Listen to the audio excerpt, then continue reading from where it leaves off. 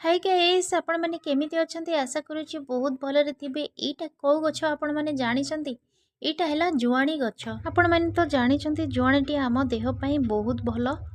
विशेष करी जुआणी आम पेटर समस्या को दूर करि थाए। चलंतु आज ए जुआणी पत्रर बरा छाणीबा बहुत टेस्ट आउ बहुत देह पई मध्ये पेट पई बहुत भलो हेइताए। प्रथमे जुआणी पत्र को आनी मु धोई दाई परिष्कार कर देली।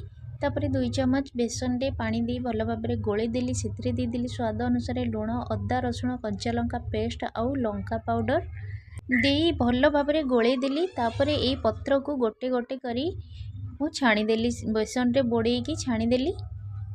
एटा बहुत क्रिस्पी हे कि छाणी हे जिवो आ पाटी को मध्य बहुत क्रिस्पी क्रिस्पी लागे और बहुत बढ़िया टेस्ट। आपणक घरे जदि जुआणीर गछ अच्छी ताहले तार पत्र को एभली बरा करिक निश्चय खातु। देह पई बहुत भल। रहिली। जय Jagannath. Take care. Bye bye.